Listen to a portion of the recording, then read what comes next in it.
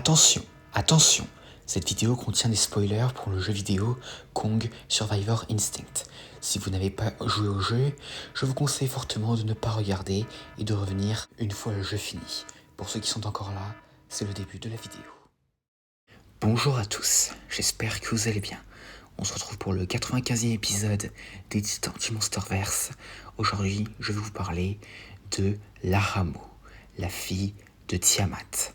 Donc, Lahamu est une divinité mineure de la mythologie mésopotamienne qui est la fille d'Apsu et de Tiamat avant de devenir la sœur épouse de son frère et homologue masculin, Lamu. Comme son homologue mythologique, la Lahamu du Monsterverse est la fille de Tiamat. Donc en termes d'apparence, Lahamu ressemble beaucoup à Tiamat, bien que nettement plus petite et avec un rapport tête-corps plus court, avec des écailles bleues et argentées. Sa tête a un museau relativement court, tandis que sa bouche cache plusieurs langues en forme de pétales disposées en rangées. Elle a des yeux noirs et plusieurs barbillons, ainsi que des extensions épineuses autour de ses narines, de l'arcade oculaire supérieure et vers sa fente branchiale. Elle possède une seule paire de pattes antérieures crocodiliennes griffues sur la moitié inférieure de son corps supérieur. Contrairement aux nageoires dentelées de sa mère, les nageoires de Lahamu sont ondulées et ont une tête irisée. Un ensemble de rangées de nageoires descendant le long de son dos vers sa queue, tandis qu'un ensemble de nageoires pectorales parcourt les côtés de son crâne.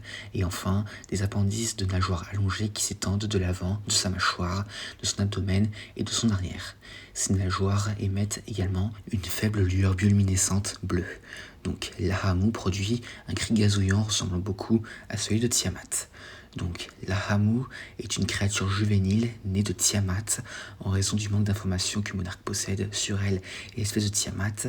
L'époque à laquelle Lahamu est née ou comment elle a été conçue n'est pas claire. Comme Lahamu est encore dans un état néonatal, il reste à déterminer combien de temps il lui faudra pour atteindre sa maturité, bien que partageant la physiologie de Tiamat, un trait qui est apparemment unique à Lahamu est sa capacité de pouvoir se camoufler avec son environnement.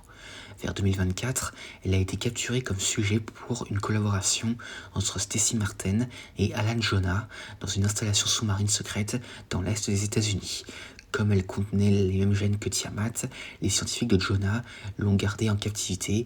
Ils l'ont expérimenté sur elle, des injections pour tester ses capacités et introduire des modifications biologiques. Le système immunitaire de Lahamu les a initialement rejetés et les expériences n'ont fait qu'augmenter son hostilité dans ces conditions. Bien que l'étendue de ces modifications ne soit pas clarifiée, une fois que le corps de Lahamu a réagi aux modifications, ces tissus devaient être recollés pour une enquête plus approfondie. Lahamu a plus tard rencontré David Martin qui s'était infiltré dans l'installation de Jonah et était brièvement remarqué par Lahamu.